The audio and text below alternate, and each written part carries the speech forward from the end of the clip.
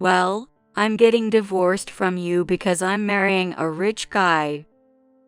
Wait, have you been cheating on me all this time? Well, I happened to meet this amazing CEO who's the same age as me. But when Sophia says happen to in situations like this, I can't trust her at all. He's a handsome CEO. Michelle chimes in. Seeing my puzzled expression, Sophia laughs and explains. I've been wanting to divorce for a while. I was just getting prepared. I signed up on various dating sites, and that's how I met this handsome CEO. What do you mean happen to? That sounds totally intentional. I already decided to divorce, so it's fine. In other words, Sophia must have initiated the divorce because she was convinced she still had value. If you're saying that, let's get divorced. The divorce papers are right here. All you need to do is fill them out. I grabbed the divorce papers and hastily signed them. You are definitely going to regret this soon.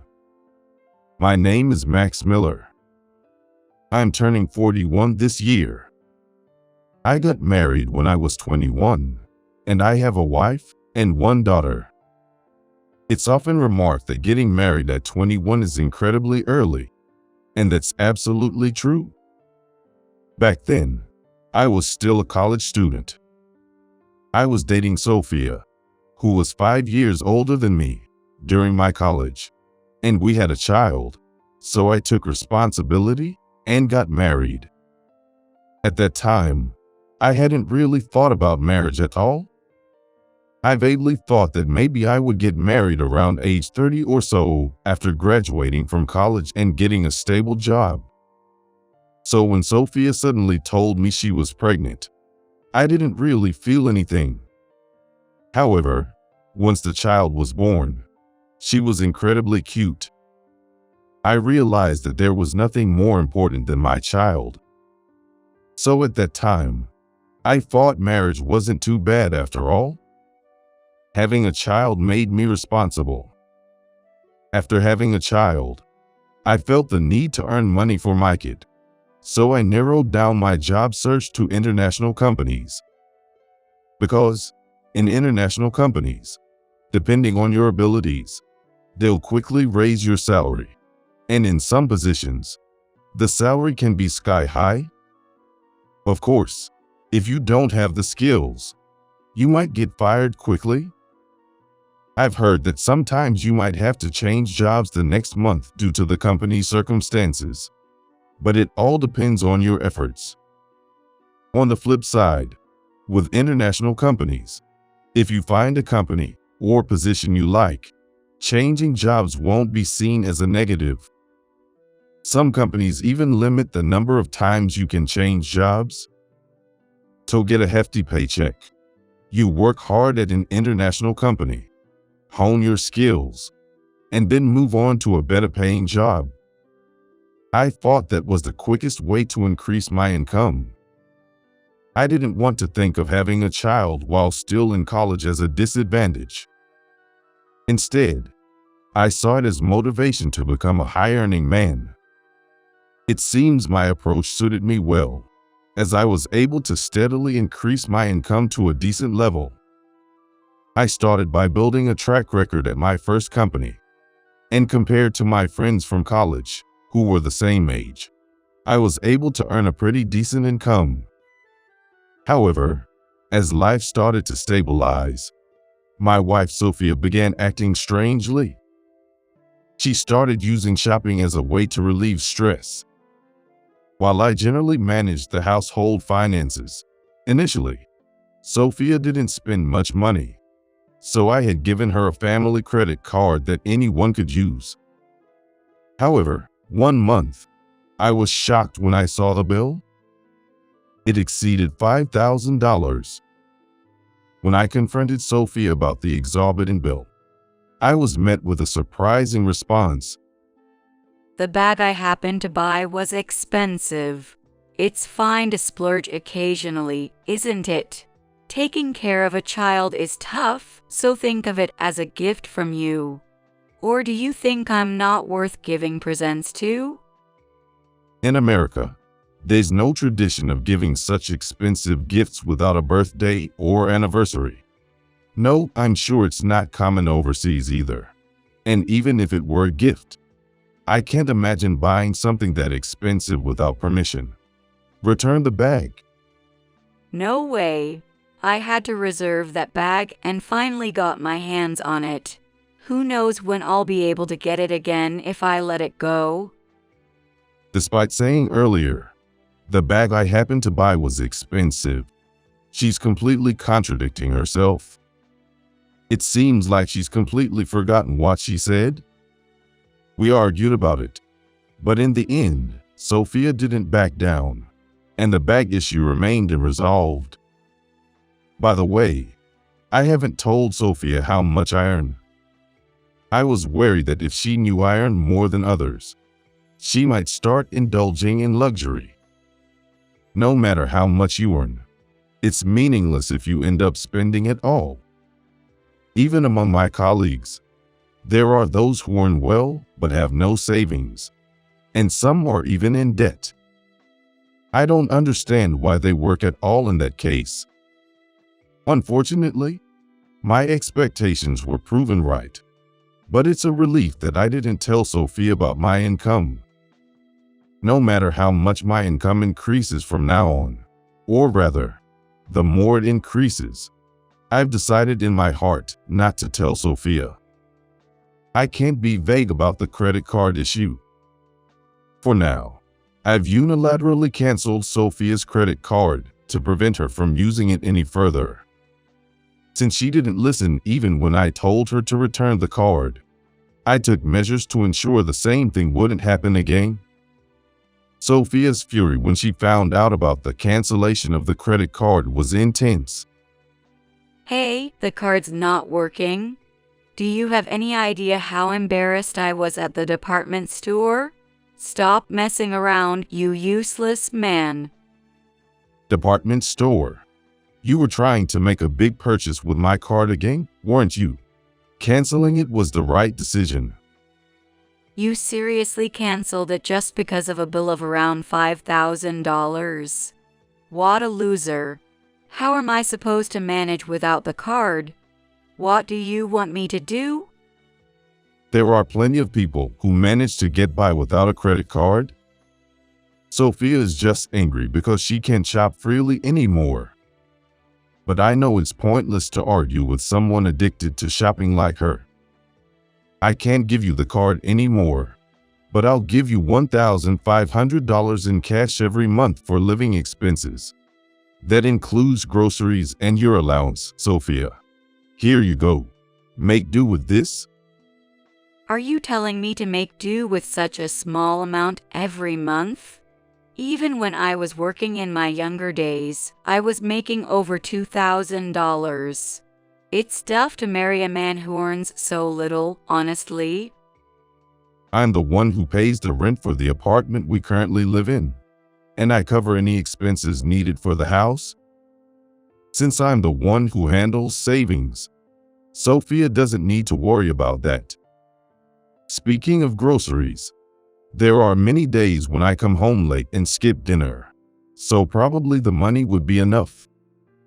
Considering that, there is certainly enough allowance for her to spend genuinely every month. I doubt there are many who would consider that amount to be low. No matter how you look at it, she's receiving a substantial amount compared to the general public. According to surveys, the pocket money for the average salary man is around $400. Everyone manages with that amount. Since I would just get verbally abused if I argued back, I left silently with the $1,500 and escaped to my room. A few months after starting to give Sophia $1,500 every month, I changed jobs. Sophia didn't say anything about my job change. You can do whatever you want. As long as you keep putting money in every month, I don't care what you do. Instead of a measly $1,500, you should be able to put in around $10,000 soon. Basically, Sophia seems to be interested only in money, not my job. It's really disappointing. Lately, even our daughter, Michelle, who's about to enter college, has started to mock me because of Sophia's influence. I cover all of Michelle's college expenses, so I've been telling her to get a part-time job to cover the rest, but she still asks for pocket money every day. I don't have enough pocket money. Give me some more. No parent hardly gives any pocket money, you know? My friend gets $1,000 a month from her parents. I told you to earn your own pocket money before starting college. I don't care about your friend's family policies. They are irrelevant to us. Do you plan to keep giving more once you start? You're so much like your mom in that aspect. Michelle always resorts to bad-mouthing when I try to reason with her. Are you saying that because you're basically poor and broke? I can totally see why mom's annoyed. I would never marry a poor guy like you, ever. Is that so? Good luck with that. No matter how much you say that, I'm not giving you any more pocket money. I really wish mom would just break up with this guy. It was around the time she entered high school that Michelle stopped calling me dad. Told her, I'm just this guy now.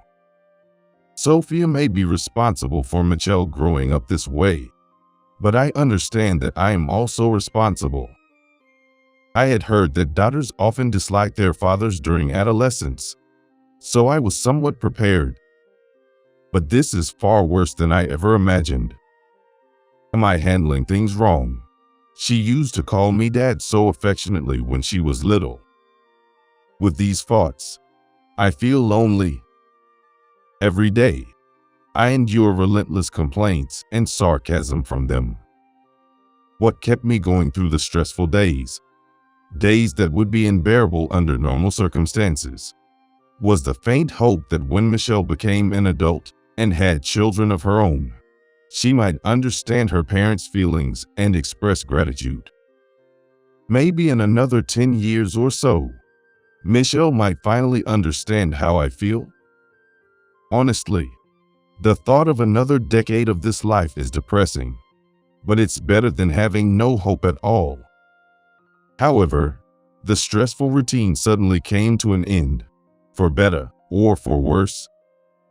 One day, Sophia dropped a bombshell. I'm divorcing you to marry a rich guy. I had no idea what she was talking about. Sure, I understood the desire for a divorce, but this topic had never come up before. Wait, have you been cheating on me all this time? With some rich guy? No way, I haven't been cheating, but I just got tired of being with a poor guy like you. Am I beautiful, right? So I figured if I divorced you, I could remarry a rich guy. So, you are aiming to marry someone much older for their money. Are you after their inheritance? Indeed, Sophia looks quite young for her age, and I'll admit she's quite a beauty. No exaggeration. If Sophia were to set her sights on a man in his 50s or older, getting married would certainly seem easy. But then it would be quite obvious she's after his inheritance, and I doubt his relatives would stay silent about it. Well, it's certainly a good idea to go after an older CEO whose wife passed away. But if I were you, the younger or rich people my age wouldn't leave me alone. Dealing with an old man seems tiring, so I'd aim for that. Actually, I happened to meet a wonderful CEO who's the same age as me. And there it is, Sophia's catchphrase. Happened to meet, she says. But I know from our long history together that Sophia's happened to is never just a coincidence. First off, it's improbable to casually encounter someone you are considering marrying. He is a handsome CEO. Michelle chimes in. Seeing my confused expression, Sophia laughs and explains. I've been wanting to divorce you for a while now, and I've been preparing for it all along. So, I met that handsome CEO through the internet. I registered on various websites, and that's how I got to know him. Where's the happen to? That was totally intentional. And didn't you register as single, even though you're married? That's called fraud, you know. Well, since I've already decided to divorce, it's all good. Actually, I'm not getting divorced right now. I've just figured out the facts later. There's no problem if we divorce right away. In essence, Sophia must have brought up divorce because she registered on a dating site and felt confident that she still had demand. What a terrible woman. And seeing that Michelle knows about this so-called handsome CEO, she must have consulted Michelle about her matchmaking efforts for the divorce. They're both clearly making a fool out of me. Suddenly, I feel ridiculous for thinking I could stay with these people forever. I get your point. If that's what you're saying, why don't we get a divorce? You've already got the divorce papers ready, haven't you? Oh, you've been married for so long after all. Here are the divorce papers. I've already signed them, so all you have to do is fill them out. With that, Sophia handed me a divorce paper with her signature filled out. Honestly, I had expected there to be divorce papers, but seeing how thoroughly prepared she was, it hurt my feelings. But there's no use in saying such things. I snatched the divorce paper from her. Then I signed the document roughly.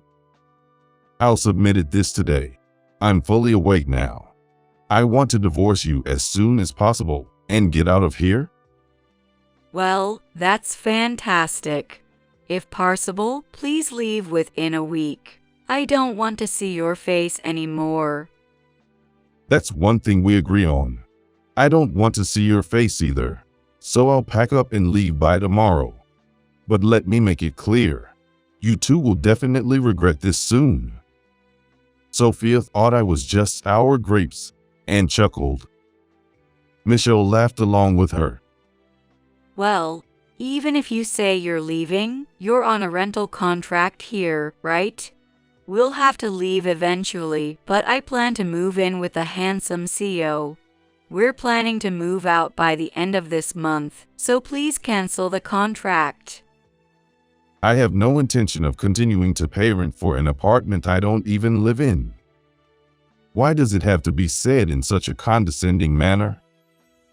And besides, you probably don't have any money anyway, so we don't need to bother with asset division. I'll just enjoy the luxury with the handsome CEO's money, so it's all good. Instead of saving money, you are likely to be in debt. So if mom splits your assets, maybe she will be in trouble. So let's just cut ties with the poor folks completely at this point and rely on the handsome CEO. They can say whatever they want, but they'll definitely regret this. It's fine to leave, but it's a shame I won't be able to see their faces twisted in regret and their tears of regret up close. 3 months later, I was leisurely enjoying my vacation on the beach. My phone rang. Who's calling me on a holiday? Is there any trouble at work? Looking at the screen with a little anxiety, it shows the name of Sophia, who divorced 3 months ago. On the day Sophia declared divorce, I immediately took the divorce papers and submitted them on the same day. So, we're already complete strangers.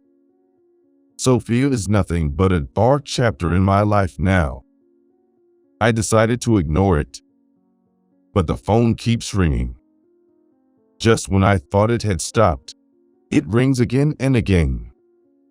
She's probably going to keep redialing until I pick up. I consider turning off the phone, but there might be urgent work calls. However, if I don't answer now, It'll probably keep ringing forever. I even considered blocking the call, but I was curious about why she was persistently calling me, so I decided to answer the phone. The moment I pressed the call button, Sophia's shrill voice came through the receiver. Why aren't you answering the phone? Don't make me call you over and over again. I regretted picking up the phone and the moment I heard the first word. Her condescending tone hasn't changed at all since before the divorce. I was enjoying my vacation and feeling peaceful just moments ago, but now I suddenly feel annoyed. Why do you think I have an obligation to answer your phone? We're already divorced, so we're complete strangers now. Got it. I answered just now because I wanted to tell you not to call again. It's annoying. Don't ever call me again. As I was about to hang up, Sophia apologized to me in a solemn tone that I had never heard before. I'm sorry. If my tone was harsh, I apologize. But I called because I realized something you had been hiding when we were married. What are you talking about?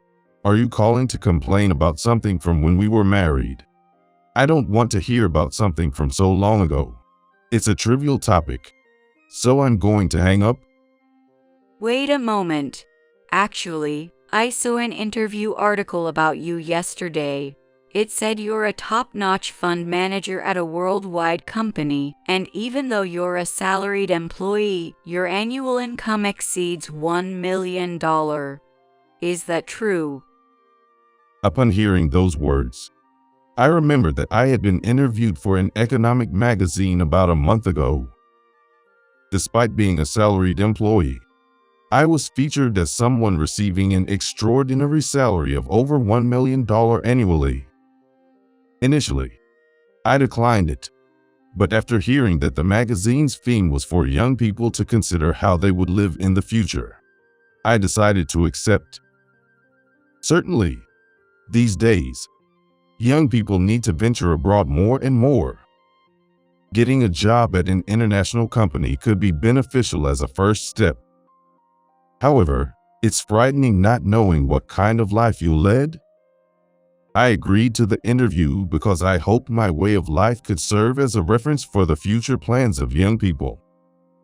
Actually, as Sophia mentioned, I manage investment funds as a fund manager. Handling funds in the billions of dollars brings tremendous pressure. But with increased performance comes unlimited income potential, which makes it fulfilling. I was headhunted and changed jobs to my current company, finally breaking the $1 million annual income barrier. The process of breaking the $1 million annual income barrier and the interview were detailed in an economic magazine.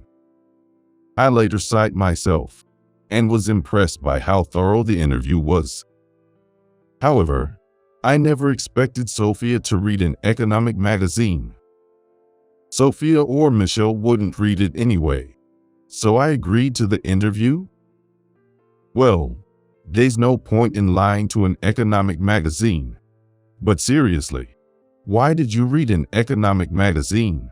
Are you interested in investing lately? Oh, my friend just told me about it. I got a message from her that she didn't know about our divorce, saying, "Your husband is amazing with that income. With that much money, we could all be happy. I'm really happy for you." What do you mean? We could all be happy. You're not thinking about getting back together with me, are you? Her selfish remarks irritated me. If she wanted to get back together because of my money, it was like declaring that money was her motive. Who would honestly agree to reconcile under such conditions? But common sense like that didn't apply to Sophia. That's right. With that kind of money, we wouldn't have needed to get divorced. So canceling our divorce? Aren't you happy? Are you stupid? In short, you want to get back together because you want money, right? Who would be happy to hear that? I have no intention of getting back with you at all. That's No way. You still like me, right? You don't have to put up with that much. You're probably just feeling lonely all by yourself anyway. Sophia had an air of superiority about her, as always. Why was she so confident? I didn't understand. You've got that handsome CEO you met online, right? Go hang out with him. Anyway, I'll never have anything to do with you guys again. Don't ever call me again. As I was about to hang up, Sophia panicked and stopped me. Wait, I'm thinking of breaking up with him, so please don't abandon me. Sophia cried out. That doesn't matter. Even if you break up with the handsome CEO, why would I ever consider getting back together with you? Don't call me ever again. Again, as I tried to hang up, Michelle, sensing something was wrong with Sophia, seemed to have taken over the call. Dad, listen. That handsome CEO initially came on strong with sweet words, but it turns out he's broke. Now, he doesn't even pay for their dates, and he's asking Mom for money instead. What's that? Isn't he supposed to be the CEO? Why is he hitting Sophia up for money? I think the whole CEO thing is probably a lie. Whenever I ask about the company's name, he dodges the question. And when I asked for his business card, he conveniently claimed to have run out. It just doesn't add up. Indeed, it's common for people to embellish their backgrounds and professions when meeting online. Maybe he just blurted out CEO in the conversation. Or perhaps he approached Sophia with the intention of deceiving her from the start. He might be one of those guys who latch onto women attracted by the title of CEO, borrowing money from them. We don't know what kind of guy he is. But one thing's for sure, it's thrown Sophia and Michelle's calculations off. Well, that's a typical story. But honestly, I can't sympathize with her for falling for that and divorcing me. It's because she judges a man's worth solely based on money that she ends up in situations like this. People who are too greedy for the past usually end up losing in the end. Sophia, who had been listening to our conversation nearby, snapped at Michelle. He really is the CEO. It's not a lie. I'd be in trouble if it was. I've lent him most of my savings. What? Mom, have you lent him money yet? Why did you do that? You haven't even paid the rent here. But if I didn't lend it to him, he said he'd leave me. Plus, he's always saying he forgot his wallet and I end up paying for meals. If we break up, I'd be at a huge loss. Essentially, she made a choice to avoid immediate losses, which ironically led to a major loss. This is a common pattern in gambling or investments gone wrong. I thought she was smarter than this, but I guess I was mistaken. Honestly, I felt like breaking up was the right decision after all. You said you were breaking up earlier. Why would you suddenly lend money when he says he's leaving? You were probably just thinking about conveniently collecting the money back before breaking up. Either way, I'm done with this. Cutting the call. On the other end of the line, Sophia and Michelle were shouting at each other loudly. It felt like a waste of time listening to that exchange. So I hung up. After that, the phone rang multiple times, but I never answered again. Michelle messaged me, thinking that cutting ties with those two was done. I found her persistence annoying, but I was curious about what she had to say, so I read it. In the magazine, it said you're now living overseas, enjoying a carefree life. Is that true? Are you really living abroad? Once again, she was probing to see if I had money. I was truly fed up. So, even though I had initially ignored it, I decided to reply. I figured that by telling them the truth, they would further regret their past mistakes, I'm currently living in Hawaii. But what's the big deal? I can do all my work remotely now, so it's not an issue. Getting divorced freed me up, so I took the plunge and moved. In that sense, I'm grateful for the divorce. Wow, living in Hawaii is amazing. I'm so envious. Can I come too? Unlike Mom, I'm Dad's child, so it's okay, right? Michelle had the audacity to say that. Indeed, just because we got divorced doesn't mean Michelle stopped being my daughter. However, just like with Sophia, or even more so than with Sophia, Michelle's words struck me deeply. There's a different weight to the words of someone who shares blood with me, compared to someone who seems like a stranger after a divorce.